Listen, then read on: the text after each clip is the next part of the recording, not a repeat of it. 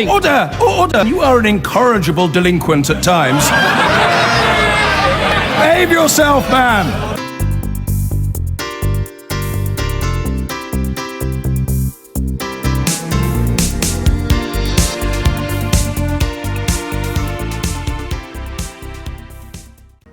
A very good evening to you. Sepp Blatter's reign as the most powerful man in world football is all but over. The sports governing body, FIFA, has suspended him for 90 days for ethics violations, dealing a blow to his attempts to cling on as president until officially stepping down next February.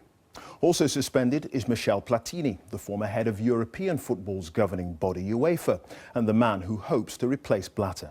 The suspensions are provisional, while both men are investigated.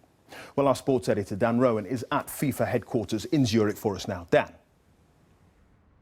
Clive, after so many years in charge here at FIFA, it had become almost impossible to imagine the world football's governing body without its president. He'd managed to cling on somehow through so many scandals. He seemed almost untouchable, but slowly and surely those closest to him fell away. And today, finally, even he was given his marching orders. This afternoon, through his lawyer, typically he said that he would still have the final word, but rarely before, perhaps, has such defiance felt so fanciful.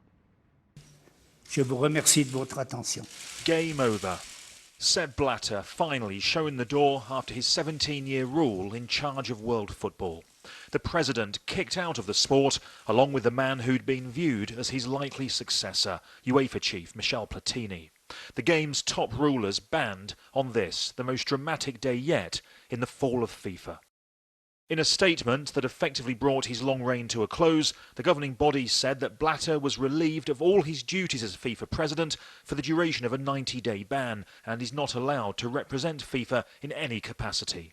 It's really depressing for those of us involved in football, which are many, of course, right around the world, that the very top of the game is so clearly corrupt and in such a pickle that it's hard to know what they can do apart from clean slate and starting again. Blatter and Platini were banned by FIFA's ethics committee after an investigation by the Swiss criminal authorities into a £1.3 million payment the president paid to his former advisor in 2011. Both deny any wrongdoing and criticise the disciplinary process. FIFA was plunged into crisis back in May when a host of senior football officials were arrested amid twin investigations in the US and Switzerland into decades of systematic corruption. Despite that, Blatter was then re-elected for a fifth term as president before announcing he would step aside in February. The 79-year-old has been grimly hanging on ever since, but once the allegations reached his door, the game was up. Platini, meanwhile, who supposedly stood for reform, looks set to be ruled out of next year's presidential election, a severe embarrassment for those, like the English and Scottish FAs, who backed the Frenchman's candidacy. Obviously, we'll now wait to see what the Ethics Committee comes up with. If the Ethics Committee in the end decide that he has done something wrong or he's done something that's not acceptable, then obviously we won't support him. FIFA's implosion is remarkable. Secretary-General Jerome Valcke was also banned today over an alleged ticketing scam. Issa Hayatou has become interim president, a man previously embroiled in bribery allegations himself. South Korean presidential candidate Chung Mong-joon was also suspended today for 6 years. That leaves Jordan's Prince Ali as the new favourite to take over long-term. Crisis? What is a crisis? Blatter has ridden out countless controversies and scandals, helping transform football from a sport into a multi-billion-pound industry.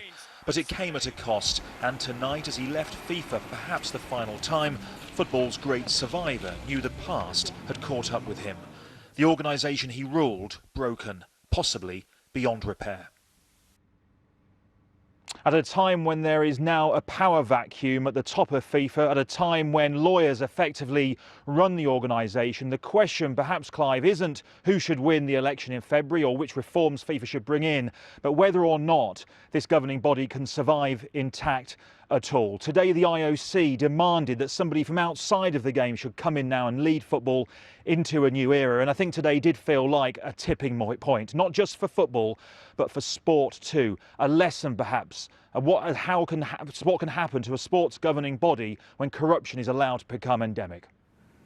Dan, many thanks. Dan Rowan in Zurich. I've been getting away with it